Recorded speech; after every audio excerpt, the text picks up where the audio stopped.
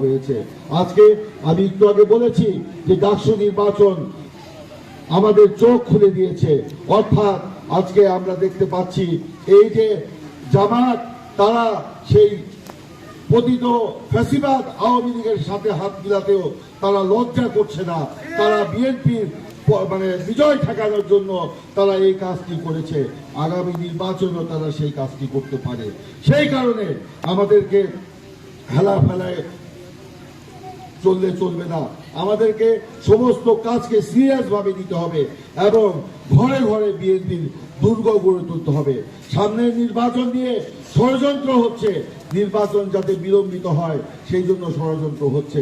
আমরা আগেও বলেছি, এখন আজকে দেখেছেন প্রধান উপদেষ্টা তিনি নিজেই বলেছেন যে দেশ যদি আগামী ফেব্রুয়ারিতে নির্বাচন না হয় দেশ মহাবিপর্যয়ের মধ্যে পড়বে। মহাবিপর্যয়ের দিকে ঠেলে দিতে পারি না।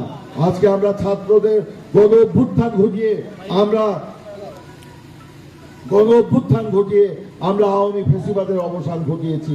গণতন্ত্রের পথে নতুন করে আমরা যাত্রা শুরু করেছি। তাই আমরা আবার বাংলাদেশের এই গণতন্ত্রের পথের যাত্রাকে নতুন করে বিপদের মুখে ফেলে দিতে পারি না। সেই কারণে আমাদেরকে সতর্ক থাকতে হবে। আর যারা ষড়যন্ত্রকারী, সে যেই হোক না কেন, নির্বাচনের পথে যদি কেউ ষড়যন্ত্র করতে চায়, সেটা জামাত হোক, আওয়ামী লীগ হোক, আপনাদের গ্রামে গ্রামে সতর্ক দৃষ্টি রাখবেন।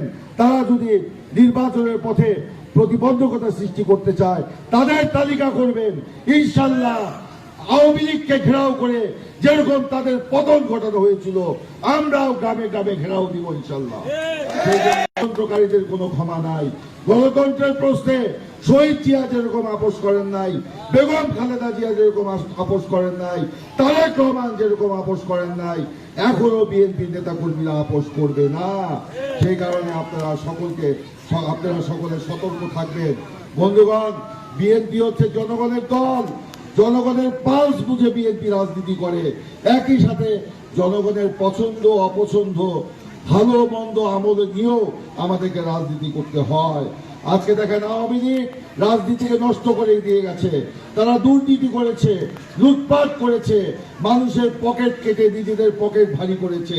সেই কারণে তারা আজকে গণশত্রুতে পরিণত হয়েছে। এই গণশত্রু আওয়ামী লীগ গণ অভ্যুত্থানে আপনার দেশ ছেড়ে পালিয়ে গেছে। আজকে তাই এখান থেকেও বিএনপি নেতা কর্মীদের আমাদের শিক্ষা দিতে হবে। আমরা বিএনপি রাজনীতি হচ্ছে দেশের জন্য, বিএনপি রাজনীতি হচ্ছে জনগণের জন্য। যেই জন্য শহীদ প্রেসিডেন্ট জিয়াউর রহমান বলেছিলেন জনগণই সকল ক্ষমতার উৎস।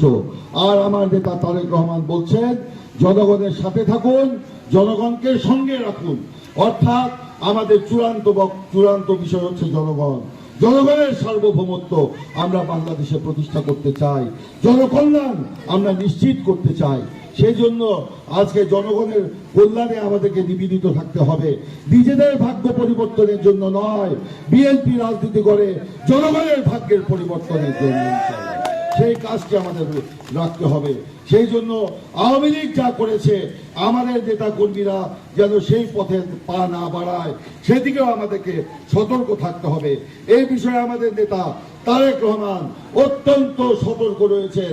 আপনারা দেখেছেন আমাদের কিছু বিপদগামী নেতা কর্মী যারা আমার অপকর্ম করে এই কয়েকদিনে নিজেদের ভাগ্য গড়ার চেষ্টা করেছেন, তিনি তাদেরকে স্পেয়ার করেন নাই, তাদেরকে পৃষ্ঠপোষকতা দেন নাই, তাদেরকে দল থেকেই শুধু বহিষ্কার করেন নাই, তাদের বিরুদ্ধে মামলা দিয়ে সেই পুলিশের হাতেও তাদেরকে তুলে দিয়েছেন।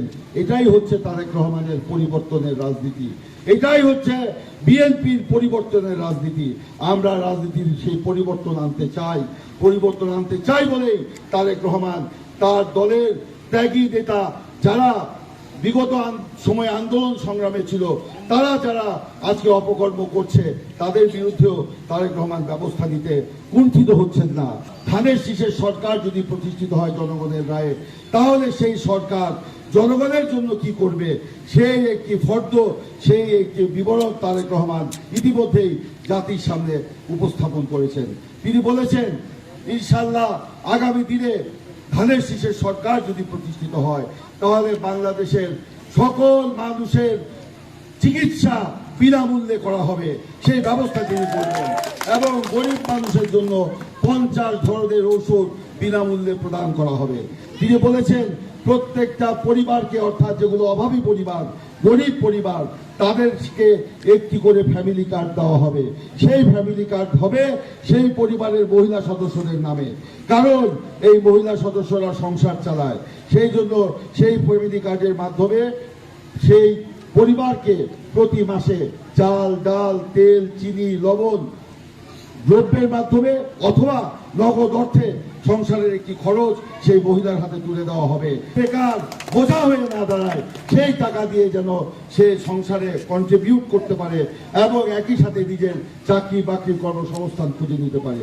আর যদি সে 1 বছরের মধ্যে সে চাকরি খুঁজে নিতে না পারে, তাহলে আগামী দিনে বিএনপি সরকার তার আত্মকর্মসংস্থানের ব্যবস্থা গ্রহণ করবে। তারেক রহমান বলেছেন বিএনপির আগামী দিনের সরকার ইনশাল্লাহ বাংলাদেশের যত অভাবী কৃষক রয়েছে সেই কৃষককে 2টি ফসলের মধ্যে একটি ফসলের উৎপাদনের সম্পূর্ণ টাকা সেই কৃষককে প্রদান করবে, বিনা সুদে একেবারে প্রদান করবে, যাতে সেই কৃষক সেই টাকা দিয়ে একটি ফসল উৎপাদন করে তার সংসার চালাতে পারে, আবার পরবর্তী ফসলের জন্য সেই টাকা সে বিনিয়োগ করতে পারে।